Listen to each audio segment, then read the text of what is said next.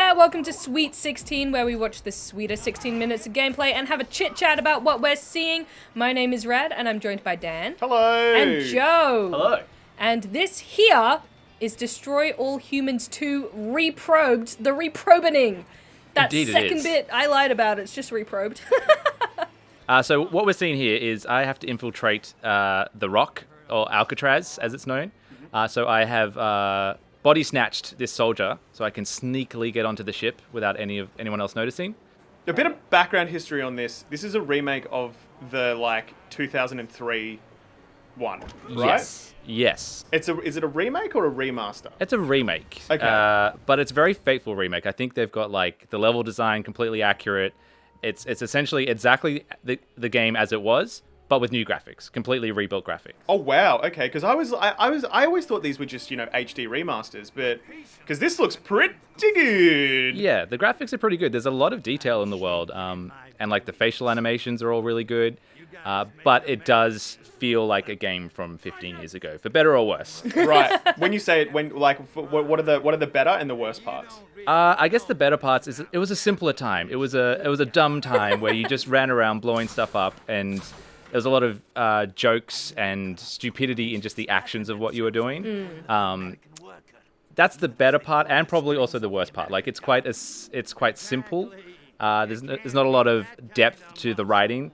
And you can see, I think it's taken a lot of inspiration from movies like Mars Attacks and Austin Powers and that kind of stuff. I'm getting Bond vibes as well. Bond vibes, yep. Yep. Yep, there's definitely a bit of that. And you'll see, as I say, Austin Powers is very Bond, so there's a lot of that ripping off.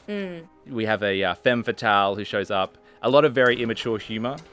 Does the humor hold up in 2022? They do have a little disclaimer at the start being look, this was written a while ago. We apologize for some of it, but we're not going to change any of it. Yeah, uh-huh. Yeah. That's interesting. And did you find there were parts that felt really off? Nothing that bothered me. I'm not too precious about that kind of stuff. Nothing that's oh wow, that's really not good. It's a fun style of humor. I wouldn't say it ever made me laugh, but it doesn't take itself too seriously, and I kind of enjoy that. Yeah. Coming off the back of something like Saints Row, I found this much more enjoyable.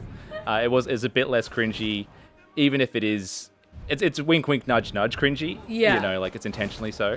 I'm so sorry Saints Row hurt you so bad. Yeah, I'm scarred for life after that. So I remember playing this on PS2, and like you said, it's for better or worse. Does it still play with that kind of early, PS2 era controls and feel? Is it a bit floaty? Is it a bit kind of...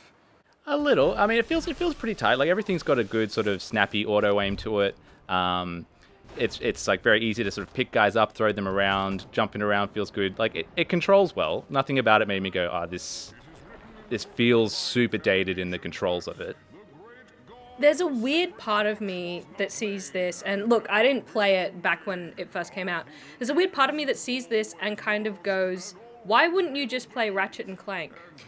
Other than the fact that PS5s are near impossible to actually get, It seems to have the same kind of fun, colourful, spacey vibe. Obviously, I think the humour here is maybe a little bit more tongue-in-cheek and adult in some ways. But, And by adult, we mean extremely juvenile and lots of sex jokes. Lots of sex jokes. Well, I would say, talking from having played the first one and this one back on PS2 days, the difference between this and something like Ratchet and Clank is this is open world. Okay. And you do just silly stuff like blowing up houses and abducting cows, and just that kind of stuff is really... It's kind of the separator between this and something like a Ratchet and Clank. Yeah, that's fair.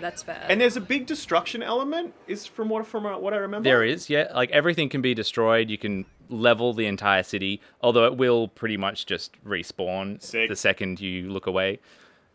That's not satisfying. But it is, though. And especially for what it was at the time. The ability to level a building. This is pre-Bad Company, pre-Battlefield.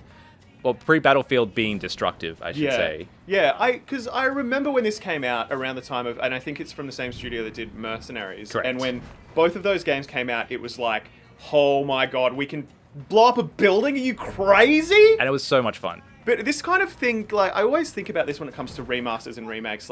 Everybody loved the Crash Bandicoot re-releases, and yet I was like, why didn't you make him control better? Because he controls like a bag of rocks. Oh my gosh, Spyro. Oh, Spyro as well. Like it never controlled well, and so when I think about remasters, I think of like your we can't talk about that because it's way too highly rated. But like complete revamps of older games into like updating the control schemes, updating everything about it, redoing the story, redoing cutscenes, redoing voice acting. All of it is sort of. But that's not as lucrative, and that's the problem. It's at the end of the day, it's a business, and I don't think that it's about making some like reviving the game so much as it is, selling more copies. What I find intriguing about this though is I never thought Destroy All Humans really moved the needle in terms of like pop culture like penetration. I don't think it did. I mean, part of me thinks it's part of like a little market test, right? They put stuff out like this, see how it sells, and goes,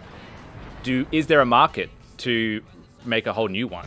You know, let's just re-release the old one with some better graphics, spend a little bit on that, see how that sells, and if that gets it back in the conversation, back in people's minds, and then maybe a year from now they announce a brand new one. Do you know what I find enticing about watching this? Like just blowing up that building and like just seeing all these little things pop up. It looks like those AA games that used to come out that don't exist anymore, and it makes me want to play it because it looks like it'd just be a bit of dumb fun, marching around in my UFO, blowing up some lighthouses.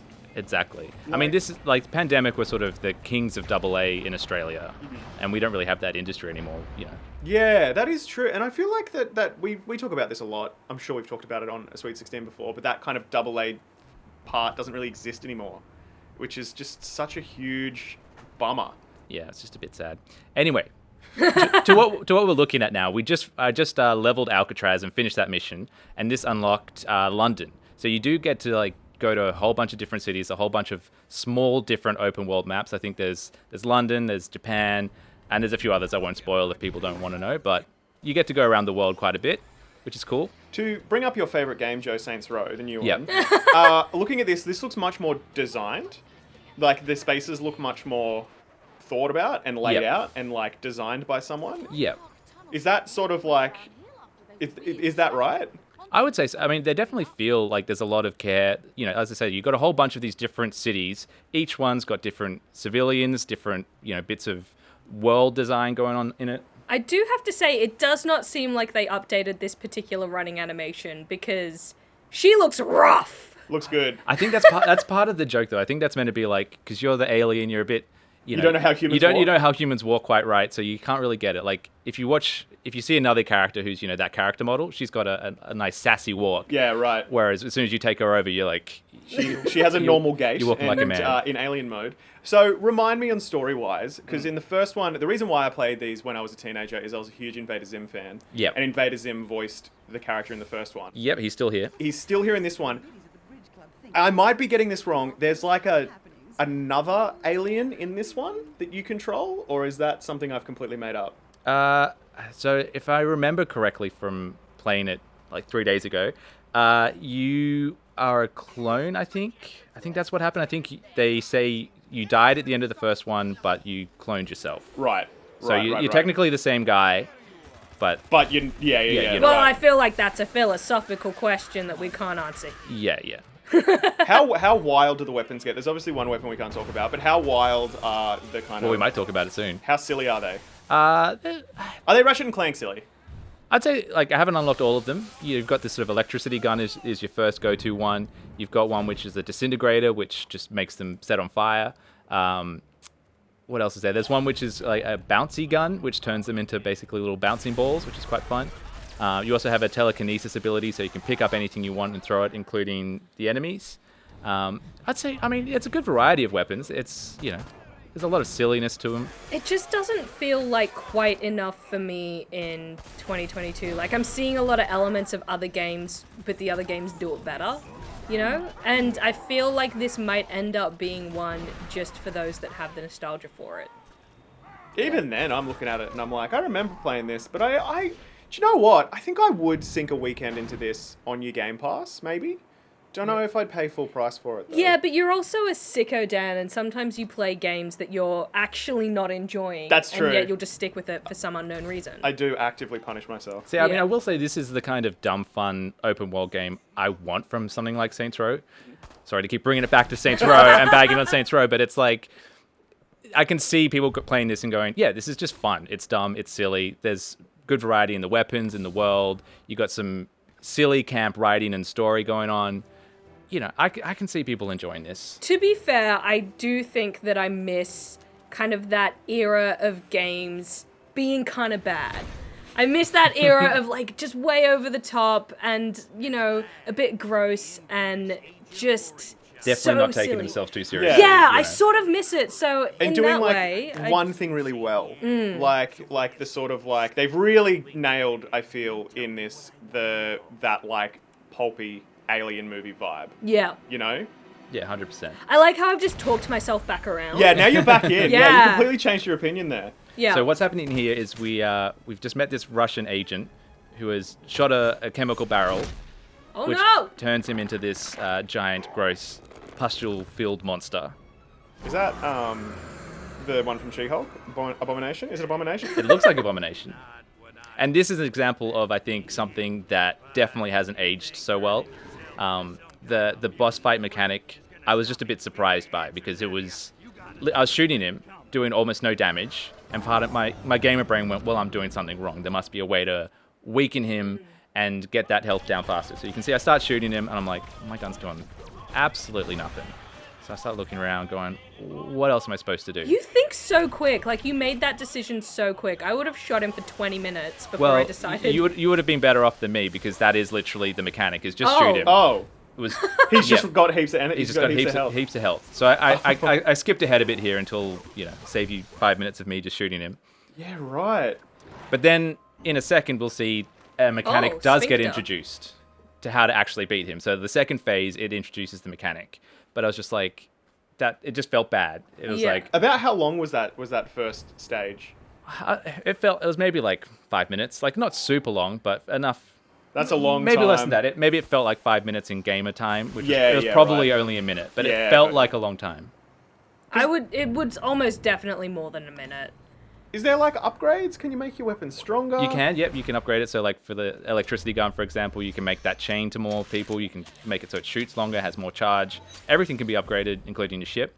And we just found a new weapon here, which is somewhat disgusting, but also hilarious. The anal probe. Any good alien game needs an anal probe. You got to have one. Yep. And what is it? Just a weapon? Does it do anything cool? Like, can you like possess the? Or you can already it's got a possess them. string. You can open doors. Well, you can open this door. Very good. Yep. The sphincter door. This really is speaking to the 2002 sense of humor that I had. Yeah. Because Yeah. I definitely would have been like, get him. So yeah, it has a little mechanic. When the line goes green, if you shoot it at that exact moment, it is a bit funny how he holds his bum. yeah, he holds his bum, runs around, and then it explodes his head. I'm a big fan of that. That's very funny to me. Yeah. And of course, perfect probulator. Thank you, Joe, for unlocking Yeah, I that. got 3 perfectly timed anal probes in a row. Got an achievo for it. I kind of frown upon myself for finding so much joy in that. Man, I judge It's me. the simple things sometimes. Yeah, It's the simple Yeah. things. sometimes juvenile humor really is. It's so funny. Like a good fart joke. Oh man, good stuff. I think I really am back on board of just being like, it really doesn't take itself seriously, and so you can just relax and enjoy the ludicrous nature of it. Yeah, absolutely. And it is just fun, you know, being a silly little alien. You can take control of people. You have this free love thing, which makes everyone break out into a dance party. Sick. Yeah, it's ridiculous. It is dated. You'll definitely feel like you're playing an older game. But as you say, Brad, it's just from an era of games not taking themselves so seriously. And there's not a lot of that these days. Do you know what I love about coming on this show? Is I come in being like, I always leave with a different opinion than I came in with. Because I was like, I don't really care. Like, I played the first one, I don't really care. But now I'm sort of like, nah. You're on board. Nah, I'm back in. Because like hearing that, it is like a revisit of games gone. It just kind of really speaks to the nostalgia part of my brain. But for me, it isn't just nostalgia, because growing up, like, I didn't have a console in, you know, the years that these came out. I was a PC gamer, missed out on a lot of stuff. So I don't have nostalgia for this, but I look at it and I still I still appreciate a time where I guess games were allowing themselves to just be toys. And they weren't always trying to have some big, deep message and make you feel horrified and, you know, question humanity. Sometimes it is just nice to play something where it's like, yeah, shoot stuff and goo comes out. Silly alien shoots anal probe and makes guy's head explode. Yeah. And then I go, But I don't know if it would hold me long enough for it to be worth the price of entry. Yeah. Yeah, that's fair. As you say, Dan, maybe it's like it's a perfect Game Pass kind of game for people. It's not on Game Pass. But yeah, it's that kind of game where I think if you're interested in old game design, this is a perfect example of a really good AA game. Yeah, and I'd be intrigued to see if this is a bit of a market test, and if in like 2 years they're like, here it is, Destroy All Humans 3?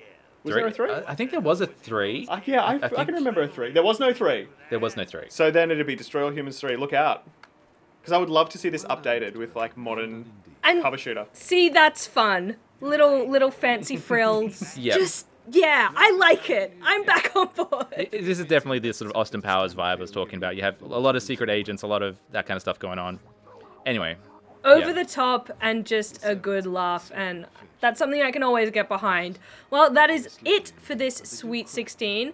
What did you think? Did you play it back in the day, and would you play it today? Or are you like me, never heard of it, never done it, and now you think you might? Let us know in the comments below. And remember to check out ABC Gamer for more content from us. Hit subscribe, hit notify, and we'll see you next time.